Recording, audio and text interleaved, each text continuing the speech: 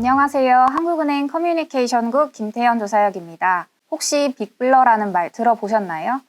빅블러란 말 그대로 크다는 뜻의 빅과 흐릿하다는 뜻의 블러의 합성어인데요. 최근 AI, 빅데이터 등 첨단 ICT 기술이 빠르게 발전하면서 다양한 분야의 산업이 융복합되어 산업 간 경계가 점차 허물어지는 현상을 의미합니다.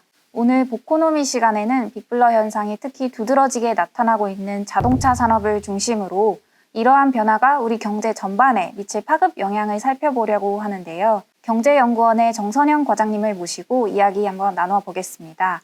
안녕하세요, 과장님. 네, 안녕하세요. 한국은행 경제연구원 거시경제연구실 정선영 과장입니다. 이번 보고서에서 빅블러 현상의 대표적인 사례로 자동차 산업을 드셨는데요. 자동차 산업에서 빅블러 현상은 어떻게 나타나고 있나요?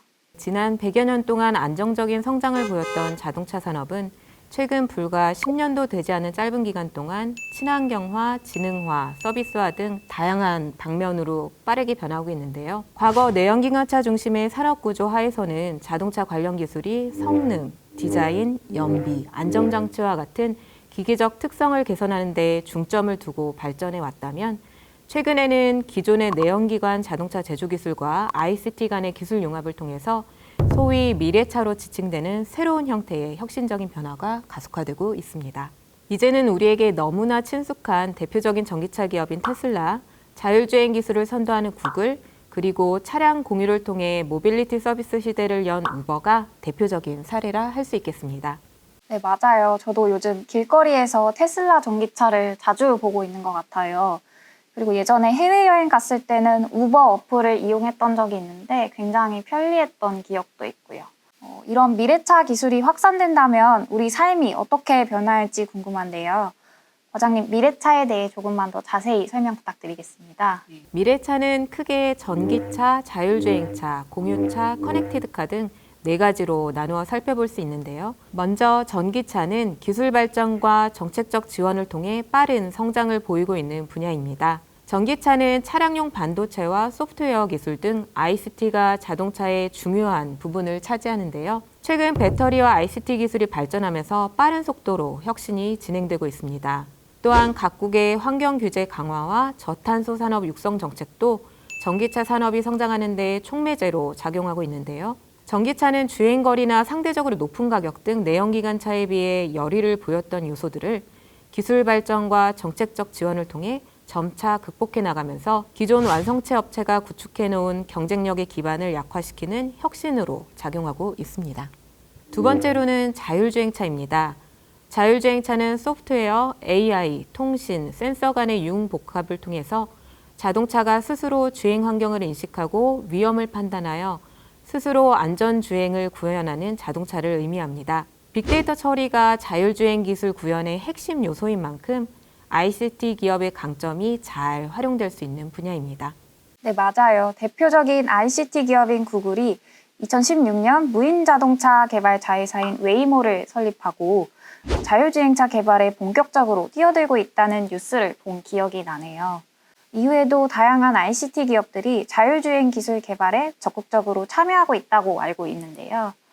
그러면 전기차, 자율주행차 외에 다른 미래차에 대해서도 자세히 설명 부탁드립니다. 네, 세 번째로는 공유차가 있습니다. 공유차는 알고리즘과 소프트웨어 기술을 바탕으로 자동차 플랫폼을 창출하고 이를 통해 수요자와 공급자를 연결해서 차량을 대여하는 새로운 비즈니스 모델이라고 할 수 있겠는데요. 플랫폼을 통해 수요자와 공급자 간 정보 부족과 정보 비대칭의 문제를 해결함으로써 기존 렌터카 사업과의 차별화에 성공하였습니다. 공유차를 대중화한 대표적인 기업으로는 미국의 우버와 우리나라의 쏘카, 그린카 등을 들 수 있겠습니다. 마지막으로는 커넥티드카입니다. 우리가 일반적으로 생각하는 커넥티드카의 개념은 네트워크에 연결된 자동차들이 사물 인터넷 기술을 바탕으로 주행 정보를 수신해서 이를 운전에 반영하는 것일 텐데요. 미래 커넥티드카 기술은 더 나아가 빅데이터 기술을 활용해 차량 관련 데이터를 분석하고 가공된 정보를 바탕으로 모빌리티 관련 다양한 서비스를 제공하는 것까지 포함한다고 볼 수 있습니다. 대표적으로는 이스라엘의 자동차 데이터 소프트웨어 기업인 오토노무를 들 수 있는데요. 이 기업은 각각의 차량을 하나의 데이터 포인트로 놓고 차량 내 외부 데이터를 수집, 가공해서 이를 자동차 제조업체, 보험업계, 교통물류 서비스 기업 등 다양한 형태의 기업들에 제공하고 있습니다. 네, 과장님 말씀을 종합해보면 미래차는 기존 자동차 기술과 정보통신 기술 간의 융합을 통해서 새로운 혁신을 이루어낸다는 공통점을 가지고 있는 것 같습니다. 네, 맞습니다. 기술 간 융합을 통해 신규 기업 진입이 활발해지고 산업의 역동성이 살아나면서 미래차 산업의 성장은 점차 가속화될 것으로 보입니다. 한 가지 특징적인 점은 미래차 기술 사이에서도 융합을 통해 시너지 효과를 이룰 수 있다는 점이에요. 그 예로 전기차와 자율주행차를 들어보겠습니다. 두 기술은 서로의 한계를 보완하고 강점을 높여줄 수 있는 특징을 지니고 있습니다. 전장 부품 비중이 높은 자율주행차는 하나의 통합된 배터리로 동력과 전기 장비 모두를 구동하는 전기차 방식이 시스템을 구현하는 데 있어 훨씬 효율적이고요. 또한 자율주행 시스템의 완성도를 높이기 위해서는 차량의 빠른 반응 속도가 전제되어야 하는데 전기를 통한 차량 통제가 내연기관에 비해 더 즉각적이고 효율적입니다. 따라서 이러한 측면에서도 전기차 방식이 내연기관차에 비해 자율주행 시스템 구현에 더 유리하다고 볼 수 있습니다. 그런데 자동차 산업은 우리나라 주력 산업 중에 하나잖아요. 자동차 산업 고용 규모나 산업 부가가치도 굉장히 크다고 알고 있는데요. 기존의 내연기관 중심에서 미래차로 이행해가는 이 흐름이 우리나라 자동차 산업에 어떤 영향을 미칠지 자세히 설명 부탁드립니다. 내연기관 중심의 자동차 산업은 전 세계적으로 위축되고 있는 반면 글로벌 미래차 시장은 기업들의 경쟁적인 투자와 기술 개발을 바탕으로 빠르게 성장할 것으로 예측이 됩니다. 표를 한번 보시면요. 기존 자동차 시장을 살펴보면 2011년부터 19년 사이 연평균 2% 속도로 성장했는데요. 반면 전기차를 비롯한 자율주행차, 공유차, 커넥티드카 등 미래차 시장은 연평균 18%에서 40%에 달하는 아주 높은 성장률을 보일 것으로 전망이 됩니다. 우리나라의 미래차 관련 시장도 이러한 글로벌 트렌드에 맞추어 과감한 기업 투자와 적극적인 정부 지원을 바탕으로 빠르게 성장할 전망입니다. 특히 전기차 핵심 부품인 배터리 시장에 국내 기업들이 선제적으로 대응하면서 글로벌 시장에서 높은 점유율을 보이고 있고요. 우리나라의 전기차 생산 역시 연평균 20%의 속도로 빠르게 확대될 것으로 보입니다. 또한 우리나라는 정보통신 인프라가 잘 갖추어져 있고 소비자들의 기술에 대한 수용도도 높기 때문에 자율주행과 커넥티드카 관련 산업이 성장하기에 매우 좋은 환경을 갖추고 있다고 볼 수 있습니다. 공유차 시장 역시 빠르게 성장하고 있는데요. 다만 글로벌 공유차 시장에서는 ICT 기업뿐만 아니라 자동차 제조업체까지 가세하며 시장 선점을 위한 기업 간 경쟁적 협력이 치열하게 전개되고 있는 반면에 국내 시장의 경우에는 법적 규제와 기존업계의 갈등 등으로 인해서 초단기 임대 서비스인 카쉐어링 위주로 제한적인 범위 내에서 성장하고 있는 모습입니다. 말씀하신 것처럼 미래차 산업이 빠르게 성장해서 상용화된다면 자동차 산업의 패러다임 자체가 크게 바뀔 수 있을 것 같습니다. 네, 맞습니다. 미래차 시대에는 자동차의 부가가치가 차량 판매보다는 소비자 맞춤형 서비스들로부터 주로 창출될 것으로 예상이 되는데요. 이로 인해 자동차 산업의 패러다임도 수요자 중심, 서비스 중심, 다양성 중심으로 변모할 것으로 예측이 됩니다. 앞서 말씀드린 네 가지 형태의 미래차로 보면 전기차로의 전환은 자동차의 기계적 특성보다는 전기, 전자기기적 특성이 강화되면서 디지털 기술을 활용한 이동 서비스가 자유롭게 구현될 수 있는 바탕이 마련될 것으로 보입니다. 또한 자율주행 기술로 운전자가 직접 차량을 조작할 필요가 없어지면서 교통 소외지역 거주자, 장애인, 노약자 등 소외계층의 이동권이 보장될 수 있습니다. 게다가 커넥티드카 기술이 발달하면 자동차가 단순한 이동수단이 아니라 생활이나 업무 등 일상생활의 공간으로 탈바꿈할 수 있습니다. 마지막으로 공유차 시장이 커질수록 자동차라는 재화를 소유하는 것에서 시간과 물리적 이동을 서비스 형태로 거래하는 방식으로 변할 수 있겠죠. 자동차 산업은 철강이나 정유, 운송 같은 다른 산업과도 연계가 되어 있잖아요. 그러면 이런 패러다임 전환은 자동차 산업뿐만 아니라 연관된 다른 산업이나 인프라에도 영향을 미칠 수 있겠네요. 네, 그렇습니다. 먼저 자동차 산업 생태계가 미래차와 관련된 전자통신기기와 부품을 중심으로 빠르게 재편이 되고 수직적 밸류체인에서 수평적 밸류체인으로 전환이 될 것으로 전망이 됩니다. 또한 공유차 서비스가 확대된다면 제조와 판매에 초점이 맞추어졌던 전통적인 자동차 비즈니스 방식보다는 자동차 제조업체가 생산한 자동차를 활용해 자체적으로 공유 서비스를 제공하거나 공유차 서비스 플랫폼 사업자에게 자동차를 납품하는 B2B 방식이 활성화될 것으로 보입니다. 이렇게 생태계가 변화하면 당연히 산업구조도 영향을 받겠죠.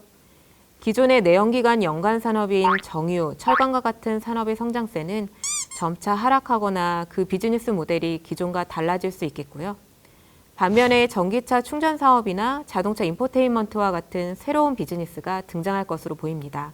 또한 자율주행차와 결합한 차량 공유 플랫폼 기업이 사람과 사물의 운송을 담당하게 된다면 군지분행이라든지 자율주행 대중교통 등을 통해 물류 및 운송 산업의 패러다임도 획기적으로 전환될 수 있겠죠. 더 나아가 패러다임 전환에 맞추어 기존의 도로나 교통 시스템, 도시 구조와 같은 인프라도 전면적으로 변화될 수 있습니다. 예를 들면 주차장처럼 자동차만을 위해 할당되어 효율적으로 활용되지 못했던 공간들이 보다 생산적인 용도로 대체될 수 있겠고요.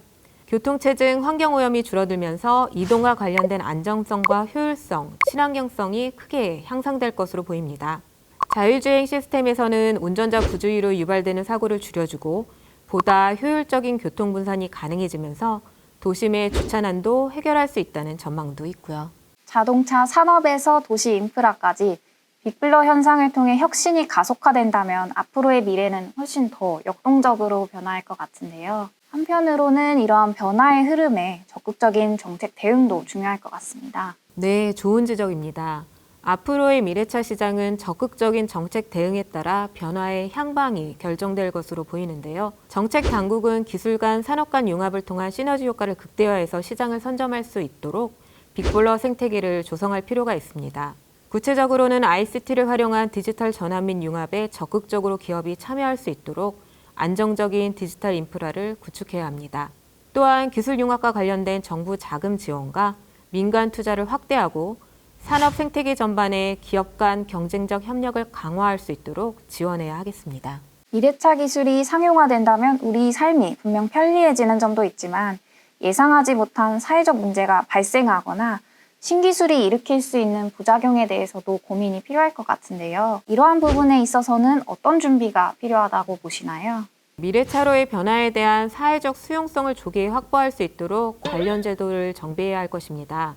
예를 들면 자율주행차 같은 경우 기술적 측면에서는 완전 자율주행이 가능해지더라도 사회적 수용도에 따라 본격적인 확산이 이루어지기까지는 상당한 시간이 소요될 수 있습니다. 차량은 고가의 재화인데다가 탑승자의 생명과 직결되어 있고 사고에 대한 책임과 기계 윤리에 대한 사회적 공감대가 아직은 충분히 형성되지 않은 상태이기 때문인데요. 그래서 개발된 기술이 시장에 전반적으로 확산되기까지는 약 15년에서 30년 정도의 시간이 더 걸릴 것으로 전망이 되고 있고요. 앞으로는 기술적 안정성, 법규의 적합성, 개인정보보호 이슈 등 미래차에 대한 사회적 수용성을 검토하는 과정이 상시적으로 운영되어야 할 필요가 있겠죠. 그리고 급변하는 변화에 대한 정책적 대처가 시의적절하게 이루어질 수 있도록 국내외 경제환경 변화에 대한 지속적인 연구가 뒷받침되어야 합니다.